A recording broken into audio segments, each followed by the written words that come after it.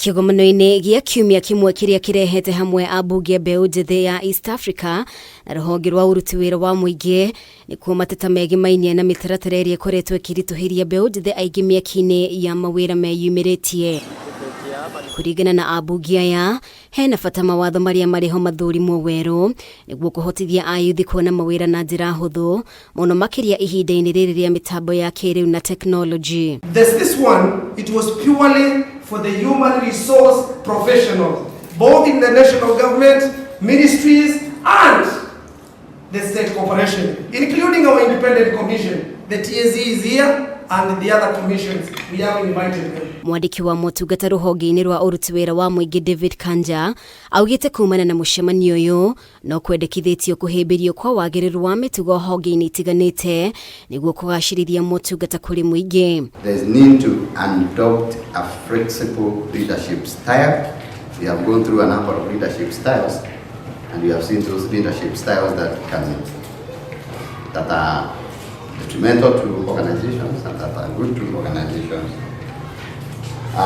Should learn how to mentor others and how to delegate. Gũkĩrĩ ũguo, County Commissioner kaunti-inĩ ya Embu Jack Obor augĩte kwaga kwĩhokana nĩ ũmwe wa maũndũ marĩa maratheremia mĩtaratara ndaya ĩrĩa ĩngĩeherio motungata kũrĩ mũingĩ no magacĩre. Things are just too rigid, too slow, in the human resource function.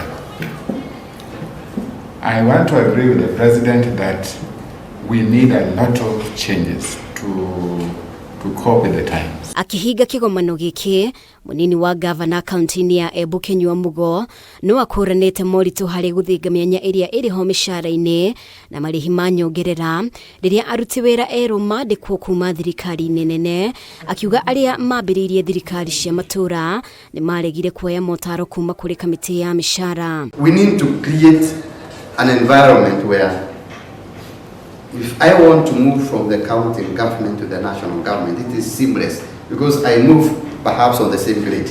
So after 2010, promulgation of the constitution, then we had the devolved governments. But the salaries, there was a lot of conflict because the same salaries that were being awarded by the municipalities, they are the ones which some of them were inherited by the devolved governments. So I remember when Serem was sitting there as the chair of SNRC, we had a lot of fights. We have some areas need enactment of the parliament, then we'll also have to table it to the parliament. And I will assure you, it will be implemented. Ngĩribotera Kameme TV, njĩtagwo Mũmbi Wachage.